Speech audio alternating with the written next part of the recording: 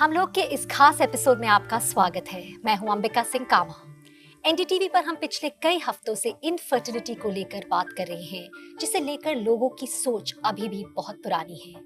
उसे एक दाग के तौर पे देखा जाता है। भारतीय परिवारों की बात करें तो इनफर्टिलिटी 15% कपल्स को प्रभावित करती है, लेकिन इसको लेकर एक जो सोच है, एक जो स्टिग्मा है, उसके चलते लोग इसे चुपचाप झेलते रहते हैं। डॉक्टर महाजन, आपका भी बहुत तजुर्बा है उन पेशेंट्स का जो इनफर्टिलिटी से जूझ रहे हैं। एक औरत या एक कपल पे क्या बीतती है अगर उस इनफर्टिलिटी को नजरअंदाज कर दिया जाए, अगर उसे एड्रेस नहीं करते?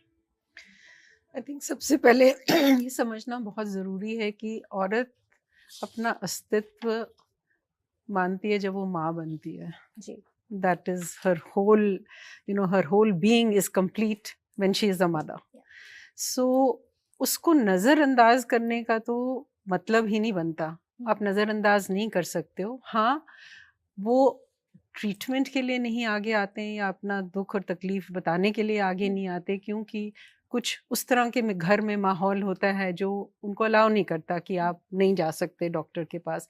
पर जो उनके अंदर बीत रहा होता है, जो जिस तरह के इमोशंस बीत रहे होते हैं, जिस तरह की डिस्पॉन्डेंस होती है, they are totally crushed because वो चाहते हैं कि वो किसी तरह अप्रोच करें, पर जो सोसाइटी है और फॉर दैट मैटर जो खास घर के लोग होते हैं, एक्चुअली मोर घर के लोग देन सोसाइटी, जो उनको नहीं आप नॉर्मल ट्राई करिए, नहीं तो सब कुछ हो जाएगा, नहीं आप इस बाबा के पास चलिए या उसके पास चलिए, डॉक्टर के पास हम हाँ एक मेंटल ब्लॉक है कि वहाँ जाएंगे तो पता नहीं क्या क्या दवाइयाँ हो जाएंगी और वो शरीर को क्या क्या नुकसान देंगी और ये नहीं हो सकता। तो ये जो मेंटल ब्लॉक है, ये आहिस्ता आहिस्ता आहिस्ता हमें हटाना है।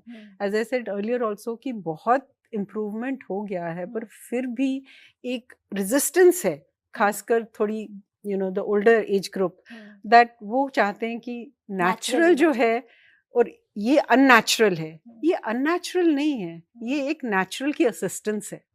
तो वो एक जो है वो समझाना बहुत ज़रूरी है।